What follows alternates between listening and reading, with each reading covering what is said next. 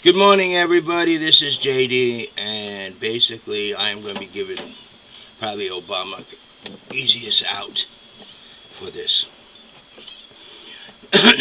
Okay,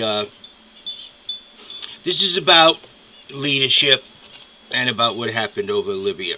I'm going to tell you exactly what I would have done.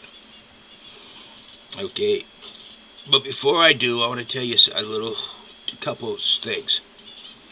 One, a long time ago when I was a young teenager, I walked out of a school dance with my girlfriend. And as we were walking out, I looked over the side of the wall there, and there was about six people. There was six people, just beating on this one guy. I let go of my girlfriend, went to the other side of the parking lot, and ran and jumped in the middle and threw them all off.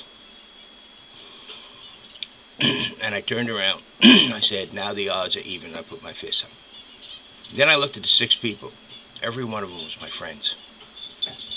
And they said, "Jim, what are you doing?" I said, "If you guys want to fight him, you can fight him one-on-one." They said, "Yeah, but he's so-and-so. He was a group that's not supposed to come to the dances, and he came to the dance." And I said, "I don't give a doggone who he is. But when all six of you jump on him like that, you better believe I'm going to be in the middle of this, and I'm going to be against you guys. Now, if all six of you want to fight at one time, it's going to be him and me. And I guarantee you we're going to win. And if you want to fight him one-on-one." And one of them said, "But he'll beat the heck out of us." I said, "Yes, probably will. But you deserve that, or you guys leave." And they left. The reason I tell you that is because it has something to do with what's going on. Next, the American Revolution. The American Revolution would never have succeeded unless, without the help of the French, putting a no-sail zone, a no-shipping zone to the British military. The reason I worded it instead of a naval blockade to the British military is because if you study the history of the United States, the surrender at Yorktown was the end of the Revolutionary War, and that would never have happened without the French naval blockade of Chesapeake Bay, causing the British not to be able to get their ships down there to get Cornwallis and rescue him from the American forces. And that's what our fly zone is. The French army wasn't marching in our revolution. They were just assisting. That's what the fly zone is. It's to assist the Libyan people. And if you go to my sovereignty of nations and how it's respected, you will notice that there's one phrase I keep saying. It is up to the people of that nation to choose the type of government they want, and no other nation. And no other. Period. The Libyan people are standing up and making a choice. They said, "We don't want this dictatorship no more." That comes with education. Gaddafi says, "Tough luck, I'll just shoot you all." The difference between a civil war and a revolutionary war is another very important fact. A civil war is when people against the government fight and the government wins. A revolutionary war is when the people against the government fight and the people win, and they replace that suppressive government. See, if the South would have won in the Civil War and they set up a Confederate States, it would have been a revolutionary war in the South, and the North would have to accept it as a revolutionary war. But because the North won, it was a civil war. This is what you're experiencing right now. It's up to the people of Libya to decide their government. There will always be some people afraid or loyal to a government. That there will be. But you can see by the strength of the people, even in Tripoli, they do not want that government. They do not want Gaddafi. They want their own type of government that they can live under and they can support. And that's what our no-fly zone is all about. To allow the people of Libya to choose the type of government the people of Libya wants. We're going to respect the sovereignty of Libya. Now, the difference between Obama and I is that Obama Monday is going to be doing what I would have done just as the first cruise missile launched. I would have got on TV immediately with Speaker of the House and Senate Majority Leader and Senate Minority Leader and, of course, the minority of the House Leader there with me, and I would have made the announcement of the no-fly zone. I would have told each and every American what our current plans are. And if everything goes well, this is what we plan on doing. And if I was President Obama and said Gaddafi must go, I will say it's up to the people to remove Gaddafi. We will enable them and assist them, but we will not be involved in any direct fighting. Sorry. Might have some of advisors, like Lafayette. Remember Lafayette? He was a French general who came over to advise George Washington and assist to make our army an army. But we will not put a single soldier in the battlefield. But that would have been done the very first day that first cruise missile launched. I would have told each and every American. Because as a leader, that would be my decision. Now, as a follower, not a leader, I would sit around and wait for people to tell me, I have to do this, you got to do it. Look, you must do it. The people need to know, you need to get up there and tell them. You just don't go and do something in the United States just because you're president. Is that not what Obama's doing now? Everybody's telling him he has to do it, so Monday night, he's going to do it.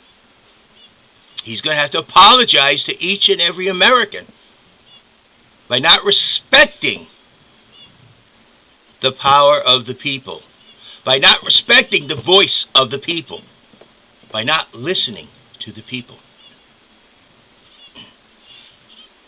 Now understand, if you listen to some of my videos, you may say there's contradiction there. No, there's no contradiction. I will not promote war. But darn it if I will not let innocent people be destroyed because they wish to express themselves.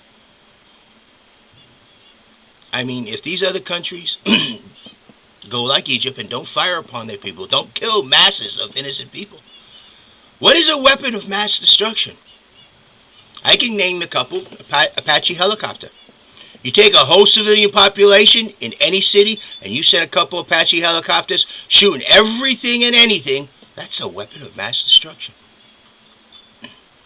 Yes. How about a 1,000-pound bomb? You lay it from one end of the city to the other end, that's a weapon of mass destruction.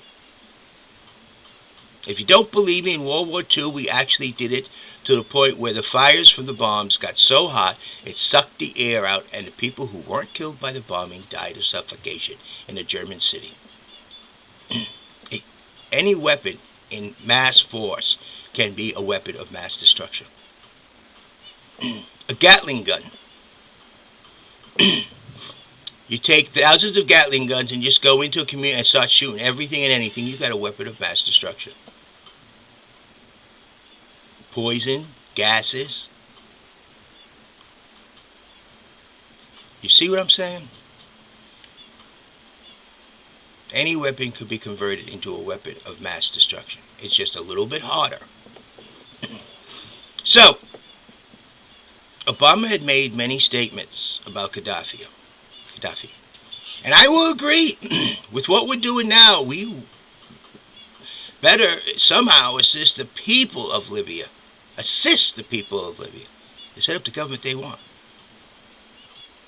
Because Gaddafi has attacked the United States several times. Many times. I have actually been in exercises, naval exercises off the coast of Libya. And believe me, I know how vicious he can be. Okay? So, bottom line, people, President Obama has shown, beyond a shadow of a doubt, that he is not a leader. He is an absolute follower. This is a prime example of a person who cannot lead. Instead of being out there the very first day and telling the people, as the first Christmas went off, what is going on and what the plan is. He waits until everybody around him tells him, you need to, you need to, you need to, you need to. No, I'm taking a vacation first. We'll talk about it when I get back. That's not a leader. He may be a great senator if he would have stayed. Maybe as great as Ted Kennedy. But he is not president material. He doesn't know what a leader is. And this is not the place to get the training. I have received over 26 years of training to be a leader. I know what a leader needs to do. I know how a leader needs to explain their action. And I know that a leader of the President of the United States is not a dictator. He cannot just decide to do things. He has to report to his boss. Just like a chief of the Navy has to report to the CEO of the ship. They don't report to their division officer. They actually advise their division officers. They report to the maintenance officer. They report to the CEO of the ship. There's a reason for that. And I know that as president, I have to report to my bosses. Each and every one of them.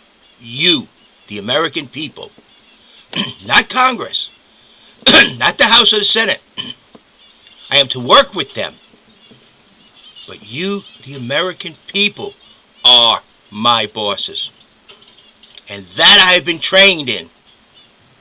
I have been trained how to lead, yet be able to support and report. And my strong belief in the Constitution of the United States sets the bounds and limits of my authority as president. And they will be enforced, and ensure you they will be enforced. Does that mean reducing the size of government? Yes. And I will use the very tools that the previous presidents have to bring the Constitution back. And then I'm throwing those tools away. You watch and see. Yes, I know what a leader is. Yes, I know how a leader is to function. Yes, I've had the experience of being a leader. Yes, I am totally involved in world politics. You want to talk to me about Latin America? Talk to me as Latin America as a whole. I know about Venezuela. I know about Cuba. I know about things we do there that should not have been done. Because the sovereignty of a nation must be respected by all nations. And in Libya, we should do the same. Respect the sovereignty. Assist the people, but respect the sovereignty. That must be done above all else. Let the people choose their form of government they wish to live under. And we will assist them like the French assisted us in our revolution. That is the minimum price we have to give back to the world for the existence of the United States. But never should we go in and try to do a regime change just for our own pleasant self. We should not be involved at all in a regime change. As far as Gaddafi, yes, he is dangerous to the United States, and the United States self-survival may be in concern there. Thank you. This is JD. You will now see that Obama is a follower, not a leader, and that I will never allow happen in the United States as long as I'm president. I will let you people know. If I can't, you know what I'm going to say. Ask me no questions. I'll tell you no lies. Thank you. Have a nice day. This is JD.